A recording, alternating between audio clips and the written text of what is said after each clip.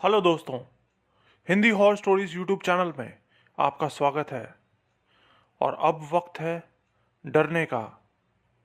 और आज फिर से आप लोगों के लिए लेकर हाजिर हूँ व्यूवर्स की भेजी कुछ और सच्ची डरावनी कहानियाँ। अगर आपको सच्ची डरावनी कहानियाँ सुनना पसंद है तो जल्दी से मेरे चैनल को सब्सक्राइब कीजिए। मैं हर हफ्ते आपके लिए बहुत सी सच्ची डरावनी कहानियाँ लेकर आता हूँ, तो खुद भी सुनिए और अपने दोस्तों के साथ भी शेयर कीजिए और मज़ा लीजिए इन सच्ची डरावनी कहानियों का।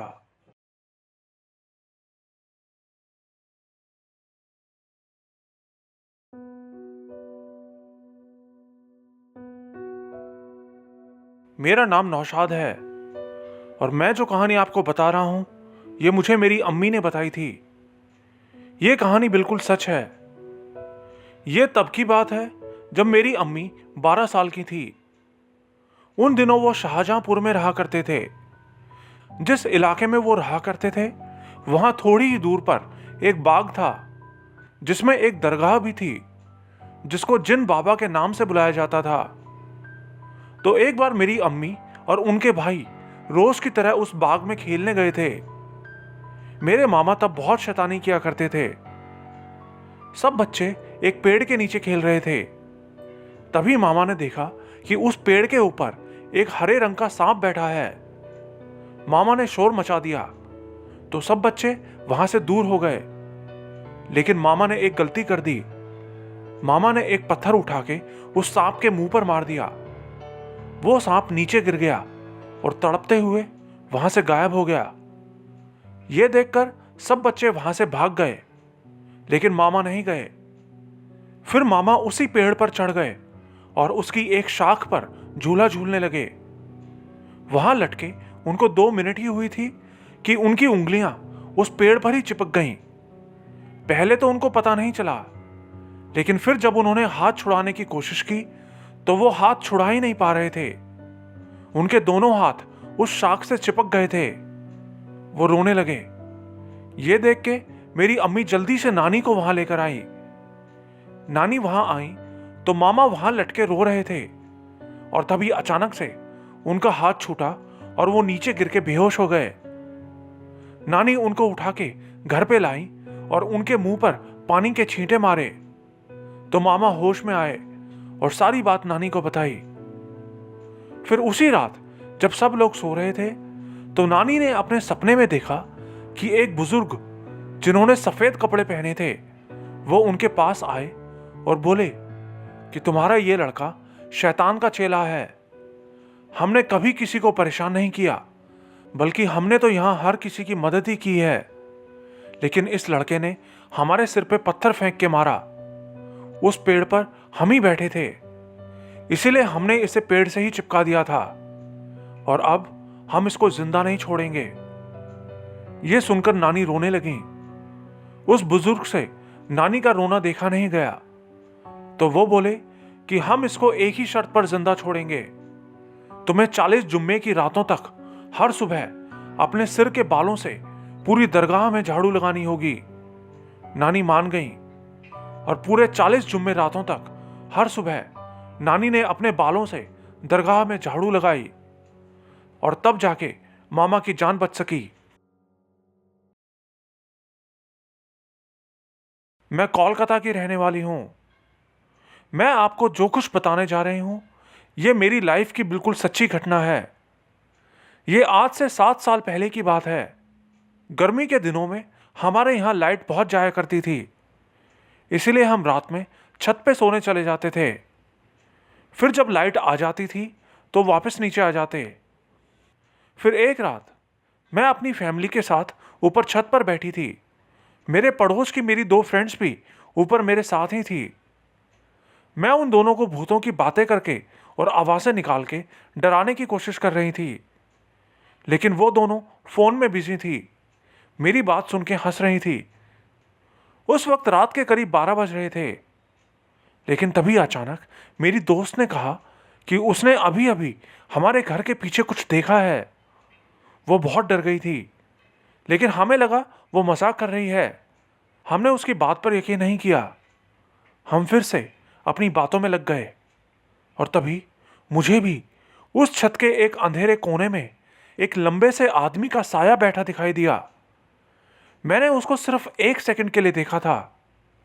मुझे लगा भूतों की बातें करते करते मेरे साथ वहम हो गया होगा, या फिर शायद कोई चोर भी हो सकता है। मैं उसको ठीक से देखने के लिए उस तरफ जाने लगी, लेकिन वहां कोई नहीं था। इसी बीच लाइट भी आ गई और हम नीचे आ गए। लेकिन नीचे जाने के थोड़ी देर बाद ही मुझे 103 डिग्री बुखार आ गया। मुझे कोई सर्दी या जुकाम नहीं था, बस अचानक से इतना तेज बुखार आ गया। पापा ने मुझे दवाई भी दी, लेकिन मेरा बुखार नहीं उतरा। 1 हफ्ते तक ऐसा ही चलता रहा।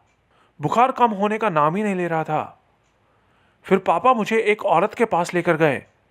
वो झाड़ फूंक किया करती थी। उनके पास पहुंचे तो उन्होंने मुझे देखते ही बता दिया कि इसके ऊपर किसी बुरी आत्मा का साया है।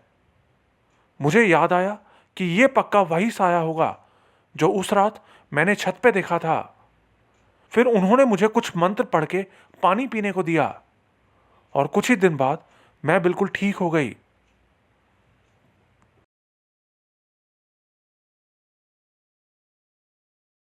मेरा नाम गौरव है।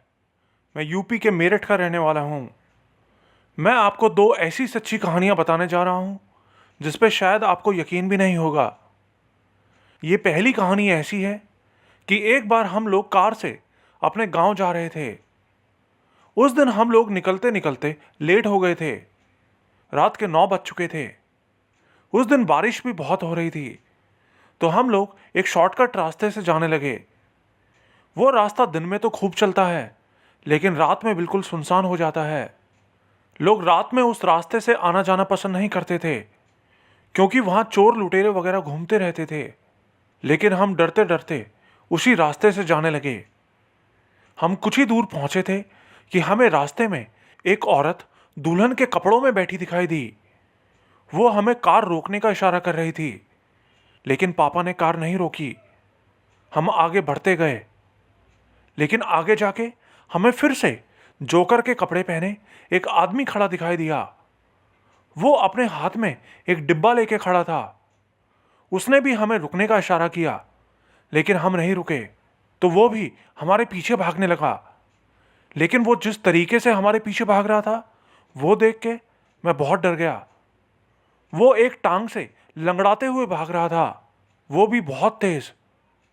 किसी तरह हम उस रास्ते से निकल के अपने गांव पहुंचे। उस रात मुझे बहुत तेज बुखार आ गया था।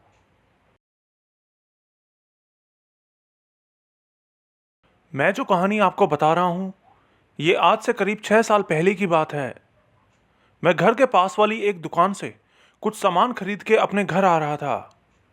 आते हुए मैंने देखा कि रास्ते के एक पेड़ के नीचे एक अंगूठी जैसी कोई चीज पड़ी थी।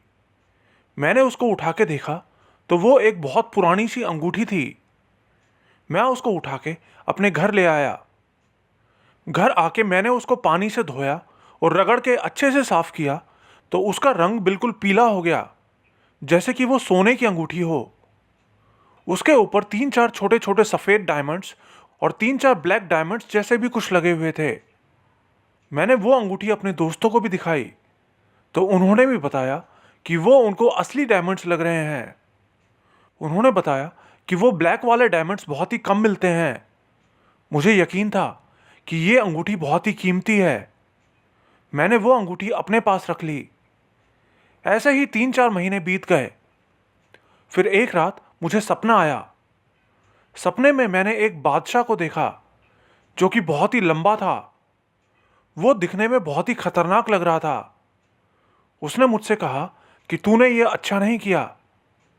वो मुझे बहुत डरा रहा था, और तभी मेरी आंख खुल गई। मैं बहुत डर गया था। मैं भाग के अपनी माँ के पास चला गया और उनके पास लेट गया। लेकिन मैं जैसे ही उनके पास लेटा, अचानक से लाइट बंद हो गई। मैं और डर गया।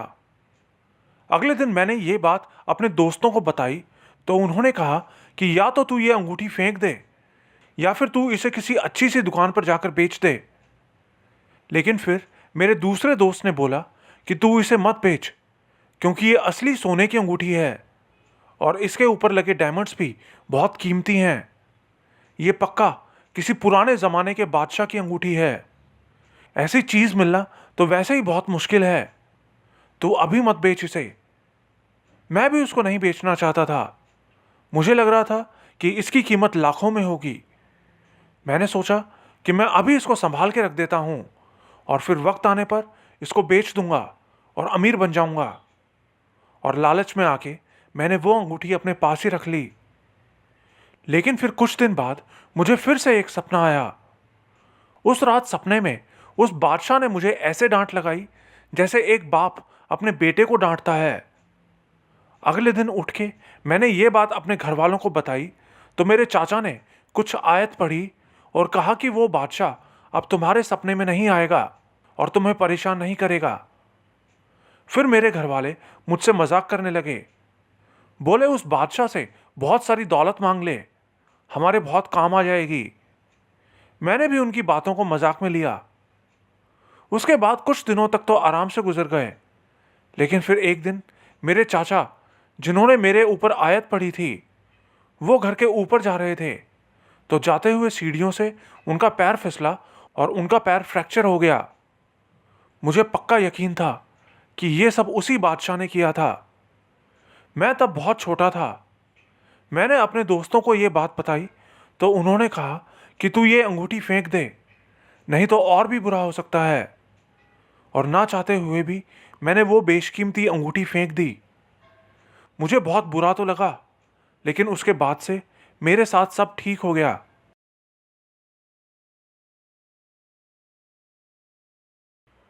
ये दूसरी कहानी जो मैं बता रहा हूं, यह सब मेरे दादाजी के साथ हुआ था।